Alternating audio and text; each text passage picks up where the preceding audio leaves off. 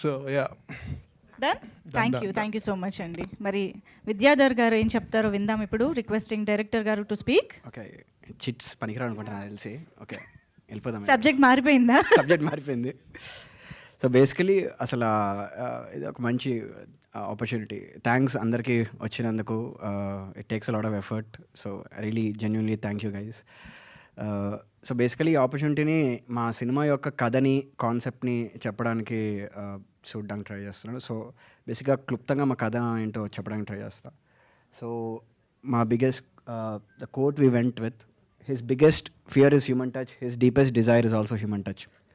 అతని అతిపెద్ద భయం మానవ స్పర్శే, అతని లోతైన కోరిక మానవ స్పర్శే. ఒక మానవ స్పర్శ లేకపోతే ఒకసారి ఊహించుకోండి ఒక మనిషి జీవితం ఎలా ఉండొచ్చో.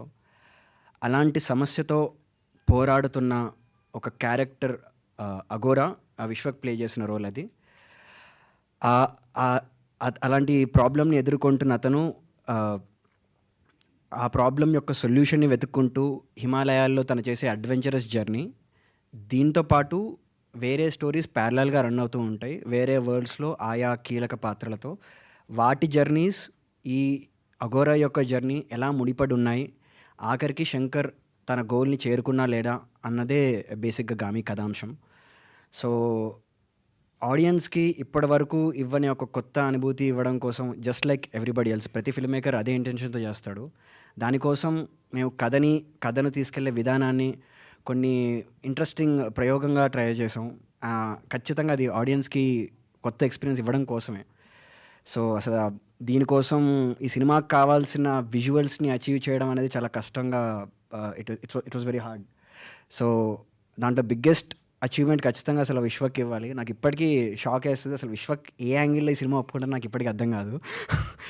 సో వచ్చాడు ఆఫీస్కి, డైరెక్ట్గా ఆఫీస్ మూడ్ బోర్డ్ చూశాడు, కాన్సెప్ట్ విన్నాడు, అండ్ ఈ సైడ్ నేను వస్తున్నా చేద్దామన్నాడు. అసలు కంప్లీట్ బుక్ కూడా చదవలేదు, బుక్ చదివాడు, but he came to the shoot.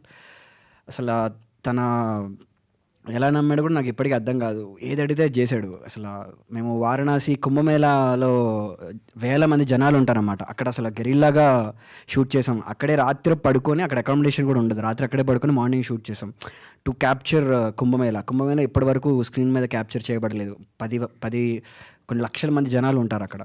అలాంటి చోట్ల ఏం చేయమంటే లైక్ అసలు ఒక చెత్తకుండి పక్కన షార్ట్ పెడితే కూడా హీ డిడ్ ఇట్. -30-40 degrees సెంటిగ్రేడ్లో అసలు గ్లౌజ్ లేకుండా బయటకు రాలేని ప్లేస్లో తన క్యారెక్టర్కి గ్లౌజ్ ఉండకూడదు. సో తను అలాగే ఉన్నాడు. తన షూస్లో మీరు చూస్తే స్నో ఇరుక్కుపోతుంది, ఆ పోస్టర్లో చూడండి, ఆ స్నో అది ఇరుక్కుపోతుంది. స్నో అలా ఇరుక్కుపోతే రోజంతా ఫ్రాస్ట్ బైట్స్ వస్తాయి కాళ్ళకి. సో రోజు షూట్ చేసిన ప్రతిరోజు అది ఫేస్ చేసేటోడు. ఒక 7 days వరకు మాకు చెప్పలేదు అనుకుంటా ఆ ప్రాబ్లం. 7th day తర్వాత ఆ ప్రాబ్లం చెప్పాడు.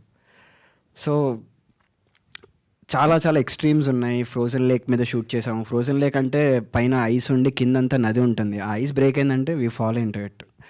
అండ్ లిటరలీ రియల్ స్నోలో పడిపోయి చేసే సీన్స్ కానీ, 6 minute లాంగ్ టేక్స్, ఒక 6 minute ఐస్ క్యూబ్ని చేతిలో పట్టుకుంటే ఎలా ఉంటుంది అలాంటి సీన్స్ చేశాడు బేసికలీ తను. అండ్ ఇదంతా విజువల్లో మీరు March 8th చూస్తారు. హోప్ఫుల్లీ మీకు ఇప్పటి వరకు రాని ఒక ఎక్స్పీరియన్స్